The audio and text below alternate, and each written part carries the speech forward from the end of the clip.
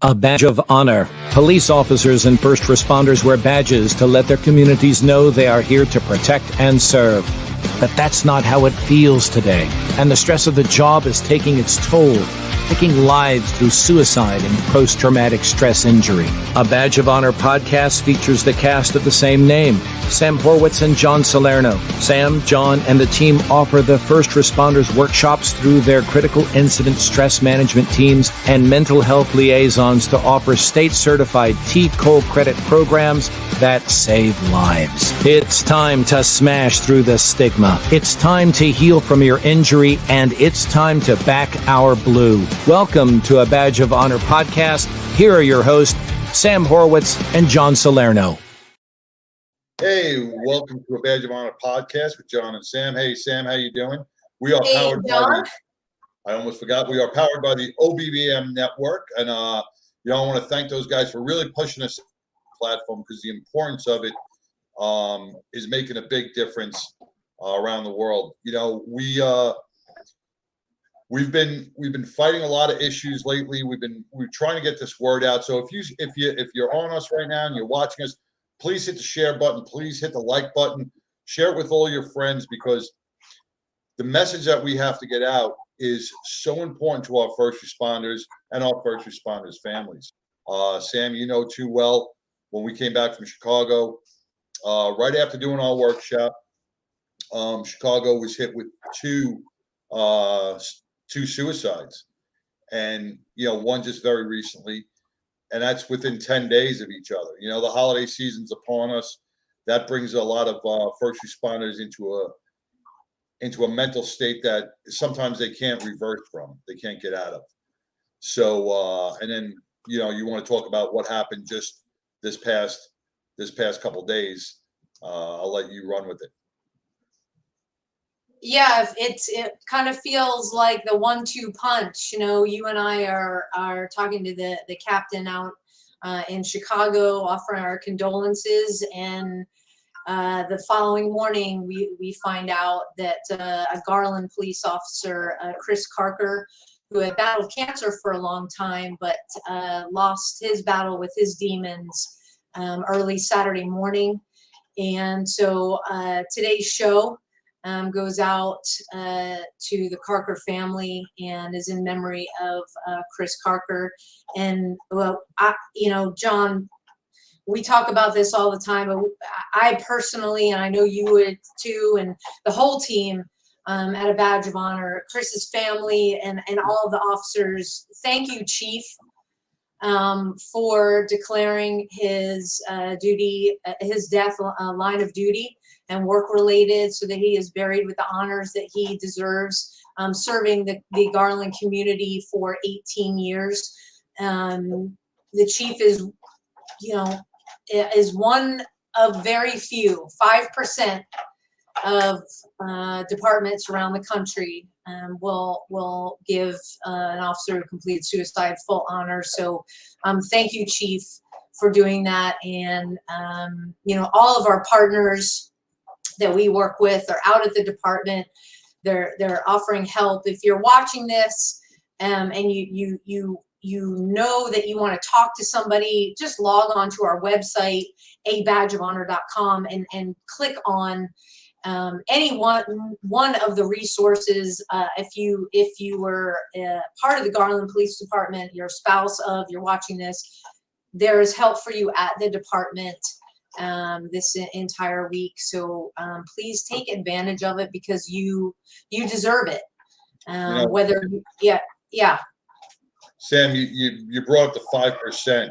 There's 5% that will consider a line of duty death, right? And those are probably the 5% of the departments across the country that are actually playing an active role in the mental health wellness of their officers. I want to thank Mike Barron of the Blues Magazine, the online subscription, who let us post every month on mental health. And this month I posted about tactical wellness, and our commanders and our chiefs will watch us go out the door, right? And they'll make sure that we have our vest on, our body cameras on, our guns, our tasers. They'll make sure all our safety equipment is in line but they won't make sure that our mental health. They don't ask how you doing today. They don't worry about the mental health of the officer, just that he's carrying everything by protocol. And that's where we see the problem. And, you know, our guest tonight has been fighting this for a long, long time. She has been providing the tactical tools needed for mental health awareness pre, during, and post throughout her entire career. She's been doing an amazing job. So without further ado, you want to give her a good, warm welcome? Tempa Sherrill, she's been a guest of ours before, and it's because her knowledge base is so deep and so vast. She brings a lot of knowledge and a lot of healing to the table. So Tempa, welcome to a Badge of Honor podcast. Thank you. Thank you so much for having me. I'm so excited to be with you all again. And please let the everybody listening and watching know a little bit about you and why you do what you do. Your practice is called The Brave Fight, and you know, you got there. It's been a long journey. It's what we're all doing, right? It's what we're asking our officers, our first responders to do. Yes. Stay in the fight, be brave. So yeah. Fight. Yes. So a little bit of background for those who may not know. I am the spouse of a retired police officer and Marine Corps and Army veteran. He was deployed in 2008, 2009 to Afghanistan, doing some special operations things over there. And it was a very active deployment. When he went over, he had 18 years of police work under his belt. Wow. And he went as a reservist. So that means he came home, he had 2 weeks off, and he was right back on patrol. And it took a while for him to step forward and get some help. He wasn't aware of what was really going on with him. And he was basically becoming chronic with his PTSD. People don't really understand that there are some normal stress reactions that people experience after a trauma. But if it goes unaddressed and you don't have the appropriate protective factors in place to process all of that, then it becomes chronic. And that's when a lot of these things start happening, as you guys well know, because you teach classes on this, that we begin having behaviors and things happen in our lives that we don't really understand why. And so that was something our family experienced. And so my husband got help, but long story short, that whole journey of trying to find culturally competent counselors who really understood military and first responder, especially law enforcement experiences, and how that impacts the whole family, and how the PTSD became so complex over time. It was just these layers and layers, on top of one another. And we didn't know what to do. Like, people aren't equipped with an instruction book on what steps to take to find solutions for some of these things. And it creeps into the cracks, and the holes of the family and your relationships. It impacts your work sometimes. But my husband was getting help. He had been getting counseling for over 3 years when his command found out that he had a PTSD diagnosis, and he was terminated because of a PTSD diagnosis. There were no incidents. He had nothing in his file, no incidents at work. Just because of a diagnosis? Yes, just because of a diagnosis. And they found out because he went to them. He was starting to feel a little bit unsafe. He was getting triggered at work. Some things were coming up for him, and safety is always number one. So he went to his command to ask for a temporary change of duty, until he got his stuff straight and kind of did some more intensive work on himself. They did a fit for duty on him, and when they saw the diagnosis, they, the day after he turned that paperwork in, they terminated him.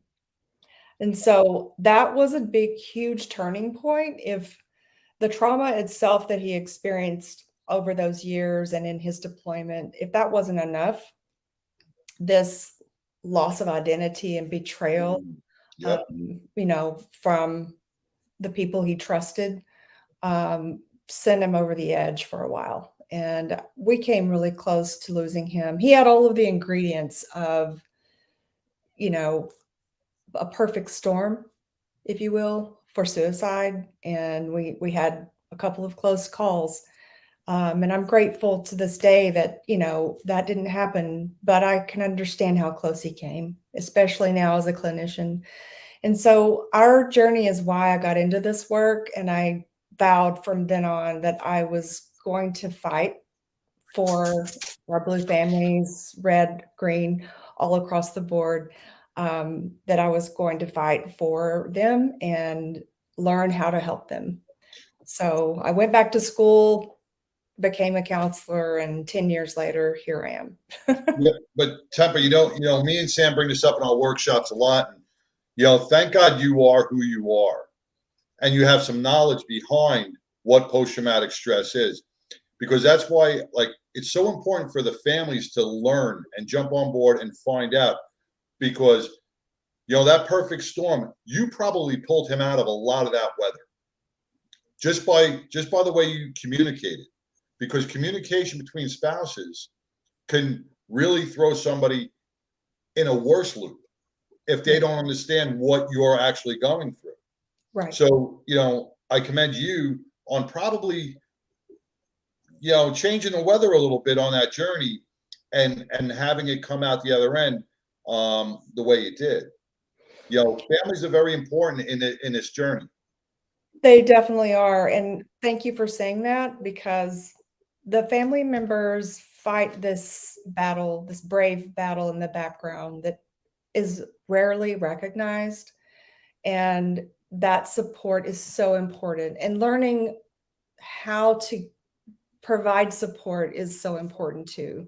And so if there are families out there listening right now and you don't know what to do, take a mental health first aid class, take whatever kind of class. There's tons of them out there. You guys offer classes. Mm-hmm. Any level of understanding of just how to communicate and be present and be supportive.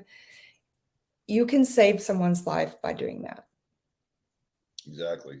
Yeah, thank you for saying that. We are talking with Tempa Sherrill from The Brave Fight. We got to take our first break. We will be right back.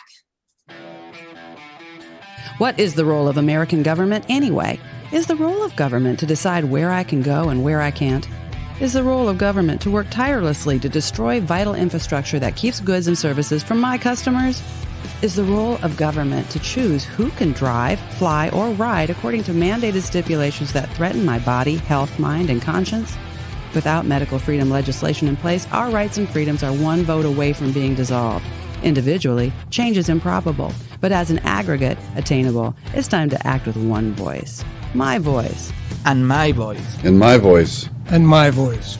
To protect our freedom, creating one voice that cannot be ignored. This requires your voice, too. Your voice, your feet, your vote, not just at the ballot box, but training to be a poll watcher, precinct chair, judge, or early ballot counter, so you are doing all you can to protect the fairly counted American vote. Move freely, America. Go to movefreelyamerica.org to find a chapter near you. Plug in, donate, and help our legislators defend our God-given rights under the Constitution. Move freely, America, because my voice and my voice, together with your voice, we're one voice that cannot be ignored. Donate today. MoveFreelyAmerica.org. We're back with a Badge of Honor podcast with John and Sam and our guest Tempa Sherrill with a Brave Fight Foundation or services. The Brave Fight. Just the Brave Fight. Yeah. That's it. That's it. Cut and dry. The Brave Fight.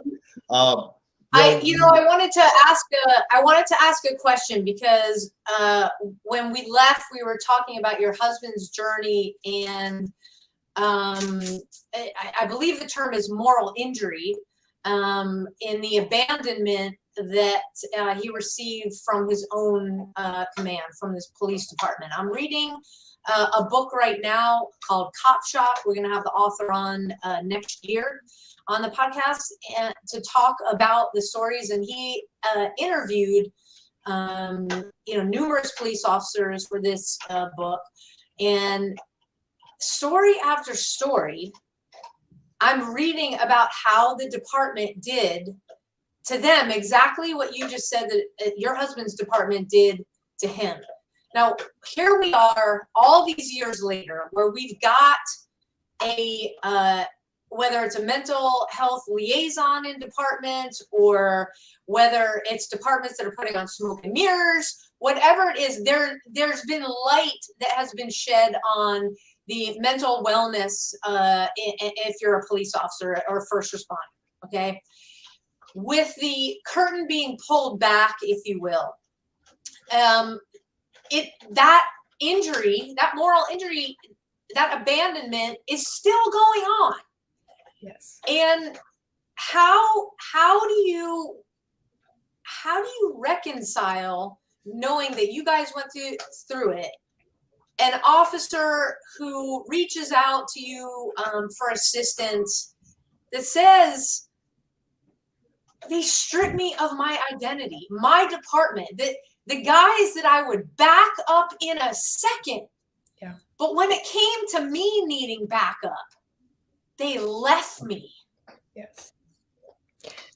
So your question is, how do you help someone with that? Yeah. Yeah. Yeah. Yeah. I just want to make sure. It's something that unless the person understands that piece, and thank you for mentioning the moral injury. It's also grief. So unresolved grief and moral injury kind of working together. And that's not a diagnosis. That is a human struggle. That's a struggle that it impacts you down to the soul. And so unless the person that you're working with in therapy or peer support, whatever level of help that you're getting, hopefully you're just getting some, regardless of what level it is. It's important that we all become educated in those and how they interplay with trauma, because it goes hand in hand. And that loss of identity, you have to grieve it, but it does leave a bruise on the soul that you have to process it and find forgiveness and learn to let go and move forward and, engage in all of that, those resilience building things that help you. When you look at 18 Yeah, years. I know where I can see John. I know what his reaction is going to be here. It's not a response, it's a reaction. Go ahead, John. When you said, you got to just let it go. I, for one, I'm very bad with letting things go. It's so hard for me. I let things live in my brain, and I shouldn't. And I'm working on that. I'm a work in progress. But 18 years on the job to be unfit for duty after that. Once you lose your identity, that is so hard to let go. That scar is deep. That's not, and when we talked about the 5% of law enforcement making suicides along the duty, I'm sure your husband was not part of that 5% command, because they do not take, and this is what scares the million officers across the country, that if they go get help, if they go get therapy, if they show any signs of post-traumatic stress, they're going to get that unfit for duty. They're going to get their gun removed, which in some cases is okay. Don't take the badge away from me. Let me go get mental health treatment, and then put me back once I'm healthy again. Yes. People can heal from post-traumatic stress. And if they're given the opportunity, and you're right, there are some cases where maybe we need some help learning, is my cup full?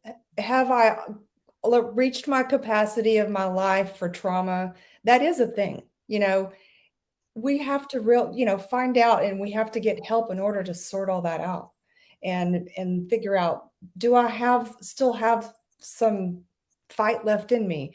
Am I done yet? Maybe I need to heal and get back out there, and I'm going to be able to contribute. But wherever you are on the spectrum, you're not going to know unless someone gives you the chance to find the healing and sort out what your next steps are. No, letting go is not easy at all. It is a deep wound, and you don't forget. Yeah. Yeah. But I wanted to ask, I'm putting the website up right now. With your practice and the way it's set up, if you go to thebravefight.com, you'll get to read about Tempa. You'll get to read about really the mission and the philosophy behind your practice. First, I'll ask, how many docs do you have with you? yes, there are 6 of us currently, Okay. and growing. And we have a mixture of providers. Our goal is to approach occupational trauma in a very broad sense. That's our specialty, and that could include first responders, veterans, medical, any profession. And I don't want to leave out telecommunications either, and that's included in first responders, but I want to say that out loud because they get left out so often. But any profession that their work brings that trauma exposure into their lives, and they're living out and doing what they dream of, and they're living out their passion, but it also has this huge impact on their lives. That's our specialty, but we don't turn anyone away who's experienced trauma in general, or a traumatic grief, or any kind of grief. So the trauma and grief component are unique to our practice because we believe, and research shows also, that trauma and grief go hand in hand. So that's something to think about us. You bring that up. Now, And okay, I'm sorry, Sam. I just want to say, with the trauma and the grief, you bring that up, and we see it so many times. Is if an officer is shot in the line of duty and he is killed, right? His friends the next day have to report to work, go back to shift. They don't get that time to mourn. They don't get that. They got right back into the circle of doing their job. Yes. Yeah, they're thrown right back in. Exactly. And so we experience loss of life. We experience, and I say we as in this culture, our community, right? Loss of life and loss of time with your kids, time with your family, loss of relationships. It's hard on relationships, right? We have loss of career. There's so many different types of ambiguous loss that people experience in humankind, not much less these professions that we're talking about today. And whether we're talking about police officer murdered, shot and killed, or what we're experiencing and going through now here locally with the suicide of an officer who's been with the department for a long time, it's the same thing. Officers are like, there's a job to do still. The community needs us, and it's. You highlighted the 911 telecommunicators, and we also just touched on family, because you coming also, Tempa, having the military in your background as well. I find it interesting. So we've got the military, and they have the wives have the spouses take care of each other. Okay. Mm-hmm.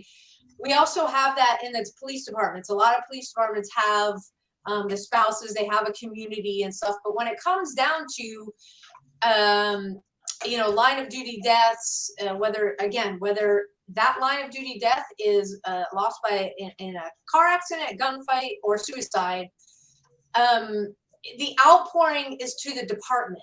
And I think what lay people, if you're watching this, what the communities need to understand is the entire family serves. Just like in the military, it's a police family.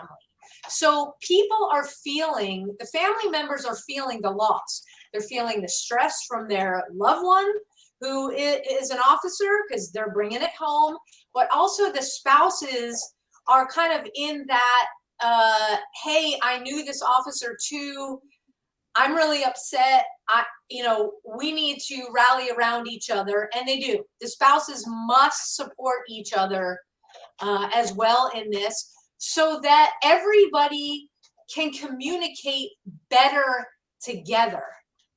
Yes. That's what I think. That's what I think is the big key, because it's just like Tempa. If you help an officer or a soldier, through EMDR, and you do that line of therapy, and they do this, but you never bring in the family member,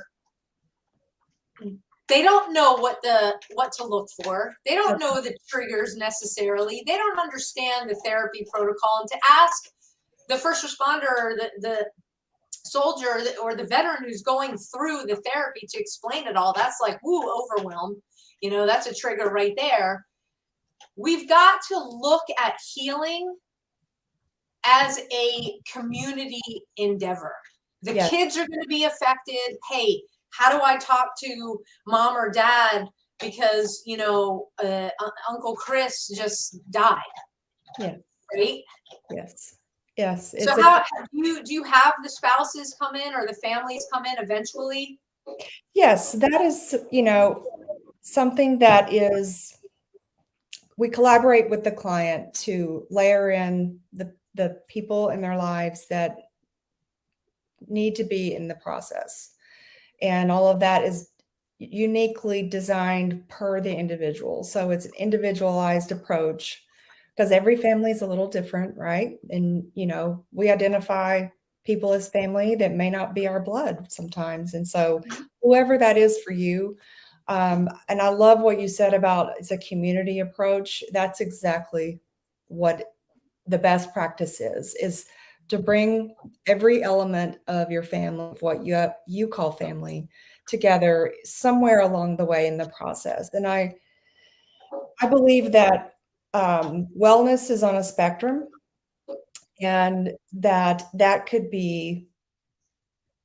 involve peer support. You don't have to have and I'm saying this for everyone to hear, you don't have to have a license to help someone, but you do need to be informed and aware, and be healthy yourself. You need to get the help you need first before you want to help someone else, the whole oxygen mask thing. Right? Yeah. And be informed. Go out and learn, and then reach out your hand across and help somebody when you can. It takes our community working together, whether it be licensed, practitioners or peer supporters or family members supporting one another. All of that is necessary in order for us to move the needle with mental health. Yeah, you said go out and learn, and that is key, because you've got to have that knowledge base. And we had the folks on from First and Wellness, and they have a portal where you can go on and learn and grab some freebies. And also, I would say, don't be afraid to kind of like pick up the phone, right? So not necessarily rely on what your search engine, searching whatever the term is. You definitely want to go to somebody, solicit help from somebody who works in whatever your loved one is, a first responder or military, to get the full picture, if you will. Absolutely. And I want to say, just kind of tie this back to the Brave Fight. We're a fairly new practice. We just launched this year. as you all know, I've been working in the nonprofit space for the last 10 years, more than one nonprofit, and some very dear colleagues, that I've worked with along the way. And I'm proud to say that, there are many people out here in the community fighting this fight together, collaborating. It's not a competition. We need everyone working together to solve this problem and to be a part of the solution. But a few things that we are offering at the Brave Fight. After the first of the year, we plan to launch some therapy groups, support groups, and some of those will be unique and special, as far as like we'll have some women's issues that are unique to women that they experience, spouses. We'll have some grief support groups and workshops. And we plan to do a lot of community education that doesn't cost anything, where people can, learn about tools, learn how to support their loved ones. Some of those type of things are really important, and we want to be a part of helping get that word out. That's fantastic. And I think those are all great tools. I think those, I guess pessimistic or whatever the word would be for this, but we want to bring it out to the community. We want to bring it out to our law enforcement officers. We want to bring it out to our veterans. We can bring all this community stuff together, but if they get stonewalled at their department, if they get stonewalled at their command, all of this work from all the nonprofits really goes nowhere for our men and women that are out there every day. Here's the problem. We'll see an officer commit suicide and everybody rallies around. Well, what happened to the red flags that everybody saw prior? Or where was the rally of support for mental health prior? We got to start looking at pre-therapy instead of the knee-jerk reaction we end up at the end, where, like Sam said, is this a smoke and mirrors thing, or is this the way your department really reacts? I love the community engagement. I love getting the word out, but man, we saw it in Chicago, and we heard it from those officers. They get stonewalled. Their EAP, an officer's battling a 2-month wait. Yes. That's unacceptable. Yes. That's unacceptable. I agree. It's 100% unacceptable. And that is a political argument with multiple agencies. Every agency is a little different, right? And they're going to do things the way they're going to do it. Then you have the politics that come to play in there. What we can control is educating the officers and their families, firefighters and their families, and et cetera, all the first responder groups. We can't always control the political and the command piece of it. But when you have the people that we represent, educated, informed, and working on wellness, upstream, not downstream, upstream wellness, and they are impacting their own culture that they work in, then the rest are kind of outnumbered. Yeah, but they're fearful. They're fearful, like your husband. Yeah. Right. So if you go out there, you do the community service, you get the community right behind you, right? And as an officer says, you know what, I can really use some EMDR. I can really use this. And he comes to you, right? He's scared because if somebody finds out, maybe he's with a department that's going to red flag him. Right. How do we get over that hurdle? How do we get this to be the norm? You break your arm, you get it cast, you get it fixed, you're back at the gun range, you're all good. How do we get mental health over that hurdle to be the norm? So, we're going to just say we got to take a quick break, and we're going to talk about getting over that hurdle and what we need to do when we come back. We'll be right back with Tempa Sherrill from the Brave Fight. Interested in starting a podcast or TV show? Worried about what you'll say and how to keep it engaging? Think you'd like to be a guest on podcast, radio, or TV shows? Hi, I'm Susan Hamilton, owner and founder of OBBM Network, and I would like to invite you to an OBBM media training to get the tools you need for a relaxed and polished performance you'll be proud to share. Our specialized training techniques include role play, voice training, and everything you need to deliver a confident, clear, and engaging interaction. Go to offbeatbusiness.com. Go to the calendar and register for a training that's convenient for you. Dates available now, 214-714-0495. Hey, we're back with the Badge of Honor podcast with John and Sam. We're talking with Tempa Sherrill with The Brave Fight. And we're talking about hurdles. We're talking about those barriers that some of our officers and our veterans seem to hit every time they ask for help. And how we can, maybe break past or just climb over them and make the mental health the norm, just like a regular injury in the line of duty. So, Temp, what is your thoughts on that?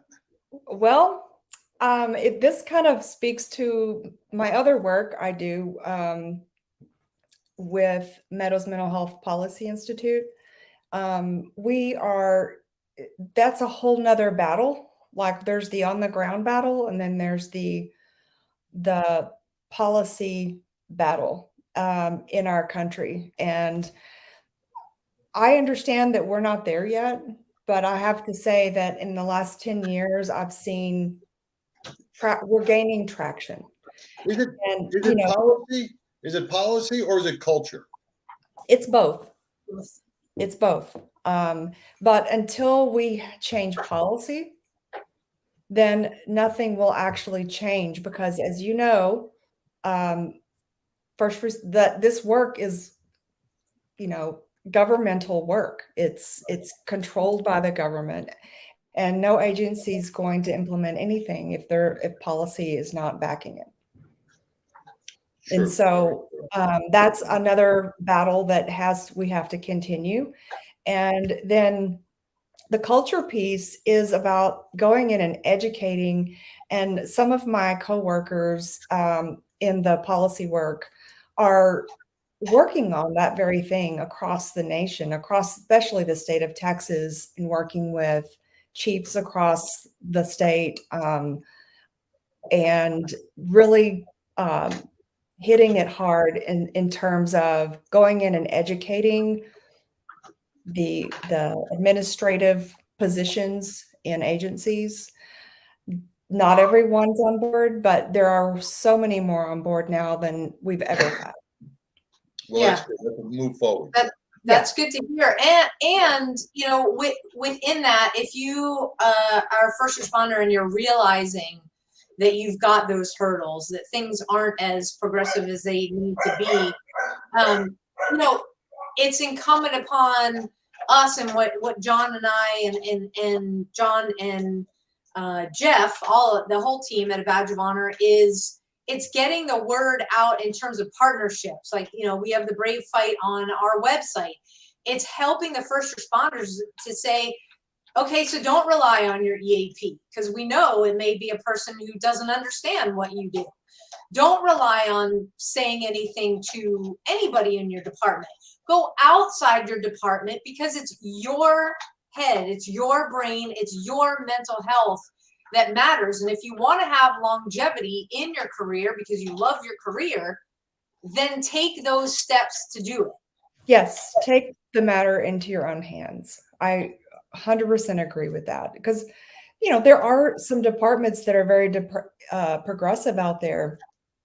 If you're not in one of those, please go outside in the community. That's why there are so many different organizations, nonprofits, practices. The Brave Fight's not a nonprofit, but we have lots of different tools in place. If someone doesn't want to use their insurance, they can do a sliding scale. There are ways around all the things, right, where we can make sure everybody who needs help is getting help. And so there are a lot of resources in the community where you can go off the grid, get the help you need, and be proactive. Take it into your own hands. Be your own best advocate. If there's a will, there's a way, and it's our choice. If we want to get help, help is out there. You know, you just brought up the insurance aspect, and I hear this a lot from a lot of our first responders. Well, it's because I don't want to use my insurance. Well, there is a thing called patient-client privilege and Yeah. HIPAA laws. You know, That's and I gotta let every officer that's listening right now. Your department is not out there scanning your medical Right. your medical benefits, your medical issues. You have a better chance of getting audited by the IRS than being found out that you got post-traumatic stress, EMDR from a clinician or for some therapy. They won't find out through your insurance. So you can use your own insurance. Those are Yeah. private vendors. Your department's not privy to why you go to the doctor.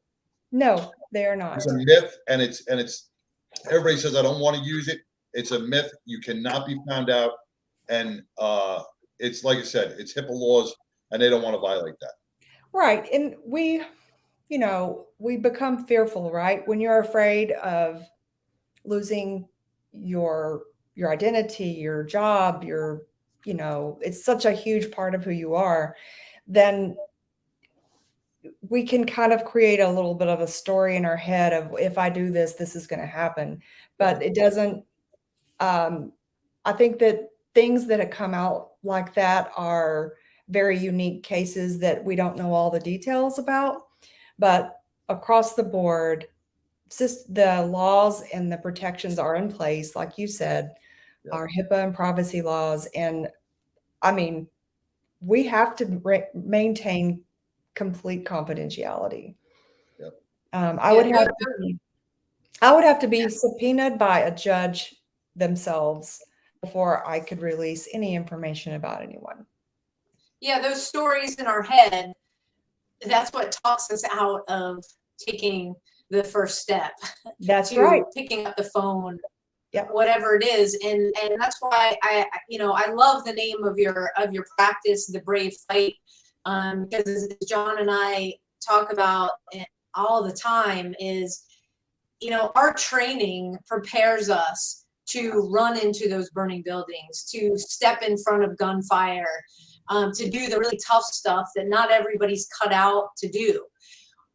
When it comes to being our own advocates, that's the most courageous thing. That's where we've got to get over the fear, and we've got to go do it. That the gift of unloading is right. Everybody that goes through it's like, oh my gosh, I feel like somebody just took a 2-ton boulder off my back or off my shoulders. It's the ability to unload in a safe space. And so, if you get anything out of listening tonight and to Tempa and her wise words, is be your own advocate. Turn over that burden. Let them help you because they understand. They walk the walk. Yes. And so many of, like in our practice, for example, and other people that I'm dear friends with who have practices in this DFW area, we have some rock solid people offering services to first responders and veterans. And it's the lived experience. We have retired police officers on our staff. We have family members, of different first responder backgrounds and veterans on our staff and family members. And so that matters. That lived experience, it creates this unique understanding so that when you walk in, you feel safe and you can unload. Yeah. That's the most important part of it, feeling safe.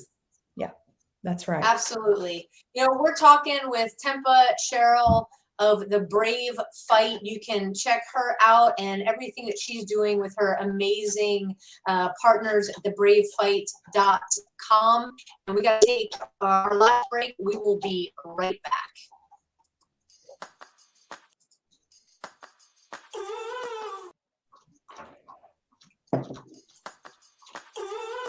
Move freely, America, without medical restrictions or penalty.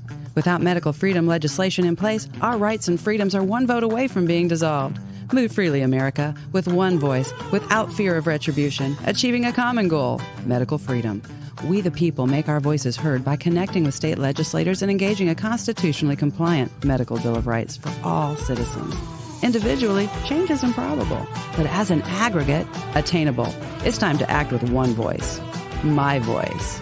And my voice. And my voice. And my voice. To protect our freedom, creating one voice that cannot be ignored. This requires your voice, too. Move Freely America. Go to movefreelyamerica.org to find a chapter near you. Plug in, donate, and help our legislators defend our God-given rights under the Constitution. Move Freely America. My voice. And my voice. And together with your voice, we're one voice that cannot be ignored. Donate today. MoveFreelyAmerica.org. Welcome back to a Badge of Honor podcast with John and Sam. We are our guest, Tempa Sherrill, with The Brave Fight. You know, talking about Move Freely America, move freely, first responders. Use your voice. Don't be afraid. Use your voice. Because as we use our voice, our community gets bigger. As we fight against the policies and procedures and the culture, our units get bigger. And that right there overtakes, and we can change the way politicians look at it. We can change the way our departments look at it. And we can win this fight. It just takes everybody getting on board.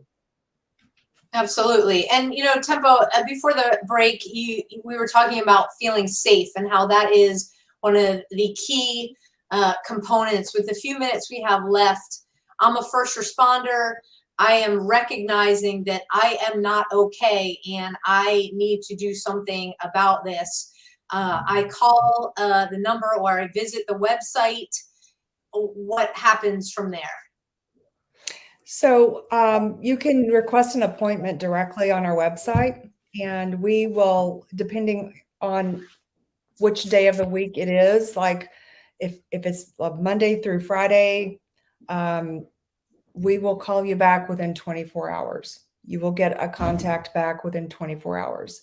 If you don't want a phone call and you'd prefer an email, that's great too. You can even text the number that we have. So there are multiple ways to reach us, and our aim is to get back to you within 24 hours, and then we will get something set up for you within a matter of days, depending on the schedule. So. And are you doing telehealth as well? Yes, we do telehealth or in person. You know, it's as easy as clicking the button on the website, sending in the information form. Someone will reach out, find out what's going on, what your needs are, and we'll meet you where you are and get you what you need. That's awesome, because I like it. That's what John says. You know, we'll meet you where you are, and it's so important because you have practitioners out there that don't understand, and they talk over your head, it seems, and you're like, okay, there's no connection. Now what? I got to go to the next one. I got to go to the next one. And then by the third try, you're like, oh, forget the whole thing. You know, it wasn't meant to happen again. Those stories that, yes, you know, we make up in our heads. It's like, stay in the fight. But you've got an amazing resource right here. And if one thing good that came out of COVID is this telehealth. So you are never without the ability to get help. You just got to be brave and take the first step. And we do offer evening and weekend appointments as well. So we try to make it as accessible as possible. Lots of our people have odd work hours, you know. So we've created a schedule and a design of our programming that's very accessible. That's fantastic. And that means a lot to the first responders, because a lot of them go, I can't take off work. I'm working a 12-hour shift.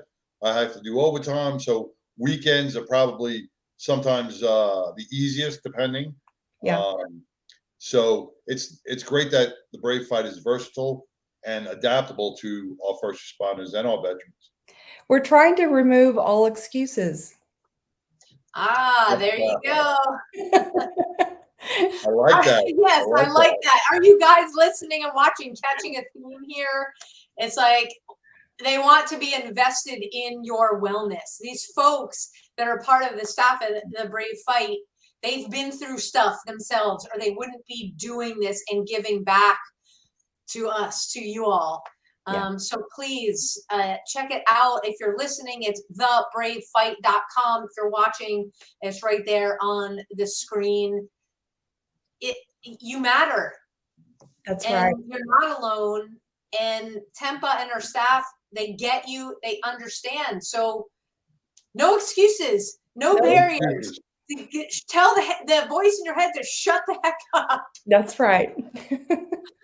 And That's it's awesome. as easy as going on the website, filling out that form, and one of the staff members will get back with you within 24 hours. So again, the barriers are gone.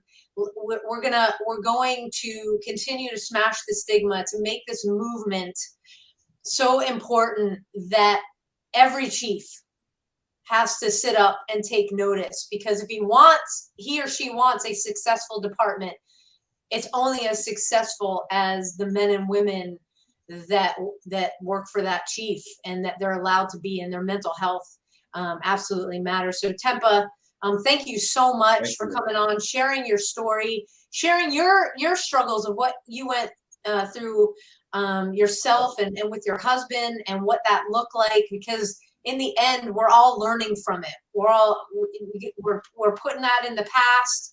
We're learning from the bad experiences, so that everybody, all the first responders, can have more positive experiences going forward. And it takes a community to do that. And thank you for being in the fight with us to do that.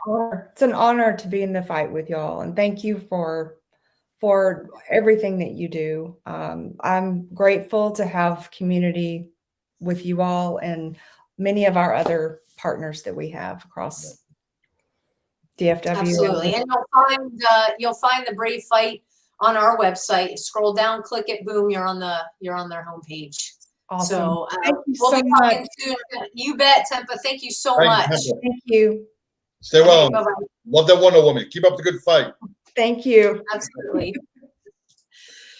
Oh gosh, I love her. She breaks it down into, I'll call it manageable bites, because it's never about like throwing so much out there. It's a community that she has put together with her vast number of years of experience, because she's been through it. Yeah, and you said a great term before. She makes it understandable. You know, you can go to a therapist office that has never been a first responder, not a first responder family. They're going to throw these big words at you. You don't know. You get frustrated. You leave. Here, they're talking on your level. They're communicating with you on your level. Things that you understand, things that you feel. And it's almost like walk the bridge, man. You're walking with them side by side. They know your pain. They're just taking you through their journey to help you get through yours. Absolutely. And, like I said, all of our partners and our resources have been vetted. They walk the walk because they've been through something. And so they get you. So a badgeofhonor.com, just scroll down on the homepage, click on the logo, boom, takes you to the homepage. And, John, the 22nd, well, it's not going to be necessarily the 22nd of every month. In January, we're going to the third Sunday of every month here in Fort Worth and in Chicago. And I think you guys are going to be doing the same thing in Rowlett. Yep, we're going to be talking about that, because it's important to remember the struggles in the fight that you just heard Tempa tell with her husband and the folks that she works with. It's important to remember the struggles in the fight of the family members who have lost their loved ones to suicide or in the line of duty. So come out every month, check out walkthebridge.org. You can see where we are around the country, around the world. and where we are near you. And, this month we are on the road again. Just got back from Chicago, home with our families for Turkey Day. Now we're back down in deep East Texas. Come the end of this week to serve all the first responders down there. Huge shout out to the Deep East Texas Council of Governments for sponsoring the entire workshop. If you want to go to this workshop, visit our website, okay? Click on the events tab and you will find the person and her phone number of who you need to contact. It's no cost to you. Everything is included. We got you covered. So if you are in Deep East Texas, of any of the numerous agencies down there, reach out to DETCOG directly. Again, at no cost. Your butts are in the seats this Friday, and we've got everything covered for you.